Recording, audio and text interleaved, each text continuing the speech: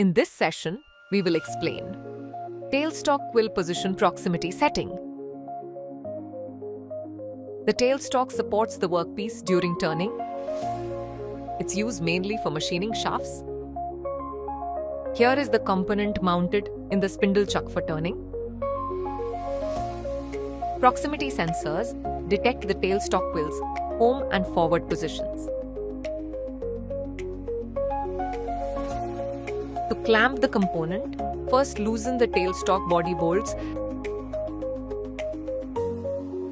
and move the tailstock closer to the component. Do not extend the quill beyond the recommended limit, usually a maximum of 100 mm. After positioning the tailstock properly, tighten the body bolts to clamp it securely to the guideways. Ensure the base doesn't interfere with the turret or tool path.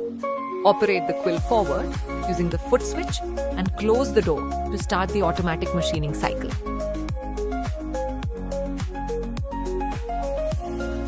When the cycle start command is given and the forward proximity signal is not set, an alarm is generated. To clear this alarm, the tailstock forward proximity signal must be set according to the clamping stroke. Let's proceed with setting the proximity signal correctly. Loosen the proximity sensor housing cover with Allen key. As the quill moves forward up to 100 mm, ensure clamping occurs within 20% of stroke for better rigidity. You may observe tailstock sensor dogs.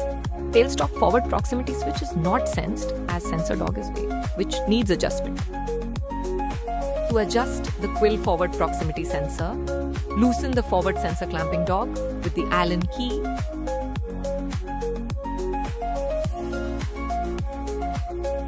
And adjust suitably so that it correctly detects the dog on the quill, ensuring proper position sensing. Then secure the sensor in place and tighten the sensor clamp.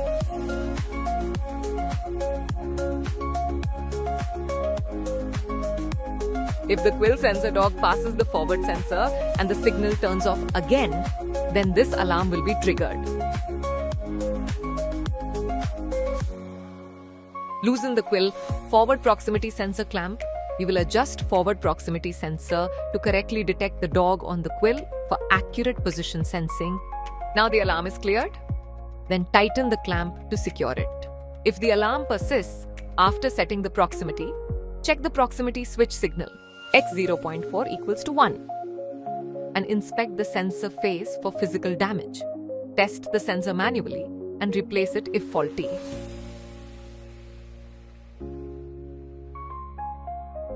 Thanks for watching.